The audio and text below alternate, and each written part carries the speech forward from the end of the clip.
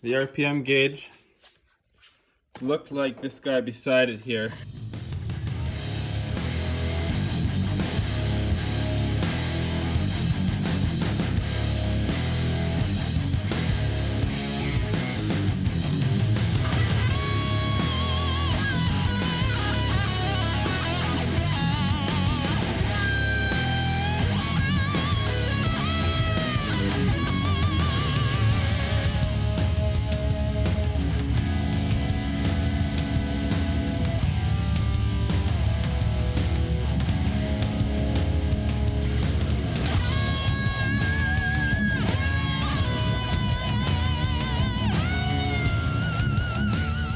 Welcome back to another episode of Dad's Toy Garage, and we're back on Project Judith Ann. She's a 1973 Toyota Celica, and I've been on this girl for the last 5 years. And if you're new to the channel, welcome here. Thanks for joining. Right now we're in the middle of starting to do interior work, and last time we did center console, dash cluster face restoration type stuff, and a couple other things like getting dynamite done. Today we are going to be finishing up that instrument cluster, getting the wiring done on it, getting it installed, and doing something else. I'm going to show you the rust proofing that I have decided to use for this car. And you get all that metal work done, you want to make sure you protect what you can't see as well so it doesn't rust from the inside out. So let's get right into that. Let's have some fun with this and let's keep it rolling. So I've got this dash restored, or gauge cluster. That is a 72. I got a 73 cluster here, and the only reason I didn't use it is because, well, on the old one here it was cracked in this area and I wanted nice as possible, obviously. So I have pulled out all of the components, kind of separated them that were in the 72 dash, and I mean I got like spare parts and whatnot. But the other thing I want to do is just transfer all this directly onto here, because there are some differences with the taillights, and I'm not sure if it runs up into the cluster as well. But I want these parts to go on there, and we'll probably polish up the gauges and stuff while it's apart. So I'm going to get going on that. The part that is probably going to be slightly frustrating to me, I mean, the wires are all laid out in a row, so they'll probably line up with where they need to on the gauges. But look at this, guys. There's no difference between these two plugs and two different gauges. These two plugs are the same. The plugs are the same, and the wiring colors are the same. So that's interesting. So yeah, I will have to make sure I take note of where everything goes just in case. On the plan here, guys. You look here, there's a couple other ones here.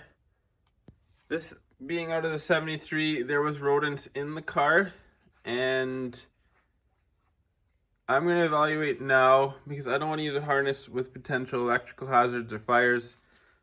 If this guy matches, if this harness matches, we're going to throw it in the 73. And if it doesn't match, then we'll have to do some wire repair in here, and I'll have to look it over extra carefully on that end. So this gauge piece here, the RPM gauge, looked like this guy beside it here. And what I did was I took the Mother's Megan aluminum polish, this one here, and a microfiber rag, polished the outside of it. And it's nice. These are really easy to take apart. 4 screws comes off. I can clean the inside. There's actually cobwebs in there. So now that one is ready to install. That is a beautiful looking gauge now. I'm happy with that.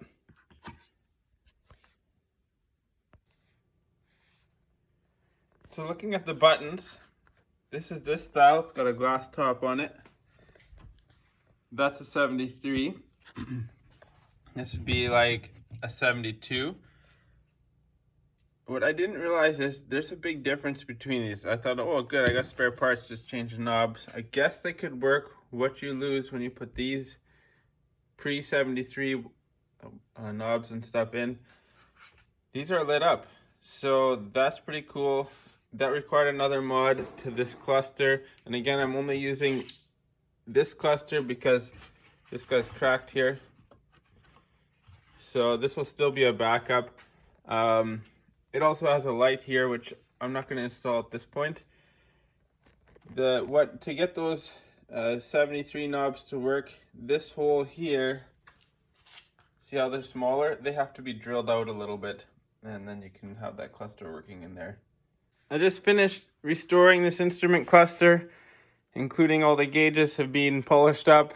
I've had to, like we talked about, make all these things work for an earlier model year dashboard, and we've translated that all over to the 72 cluster, and we got all the 73 wiring harness and parts in there, so that is good to go.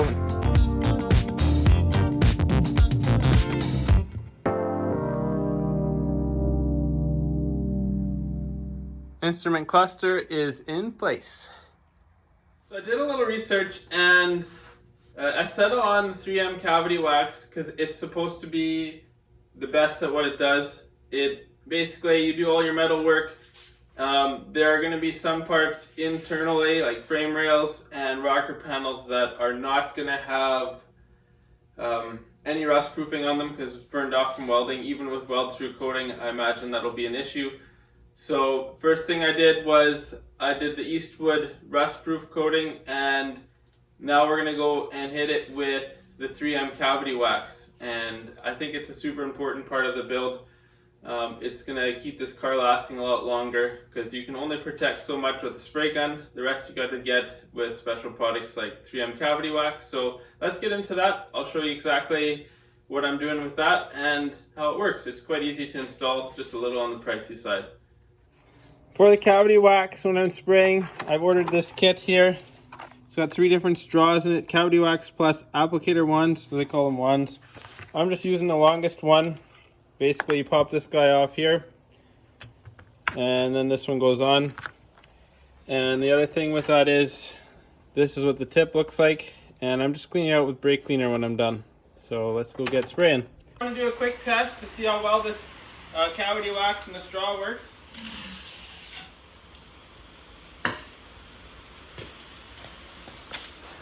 Look at that, guys. Completely coated. Very nice and evenly. So we'll do that inside the rockers now. So this is the product I'm using for inside the rockers and the bottom of the fenders and in the doors. Cavity Wax Plus 8852 08852. And the bottle we just did the test on. There's a bit of liquid in there, but that's just the water in there. But that'll be awesome.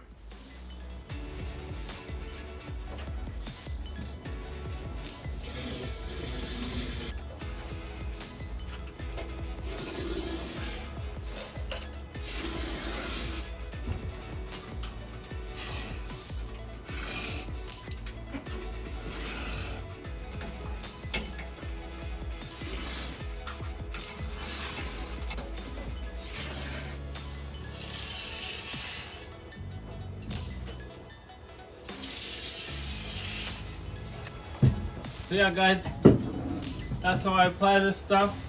Works good. Thanks again for hanging out with me in the shop for a little while, working on Project Judith Ann. We're getting closer and closer to me driving this car. I mean, we gotta do the engine and stuff like that. But we've laid the preliminaries in the interior that we can now start wiring up the car. Stuff like dynamite had to be done first because the wiring runs over top of the dynamite. And I get to start installing the electronics to make these lights work. So that is very exciting. Next time you're going to be seeing this car come to life to some extent. The lighting is going to be working on this car. So tune in next time. I'm aiming to next week bring you that video. Fingers crossed we get everything done in time. But that is the hope that you guys get to see that real soon. And it's a game changer.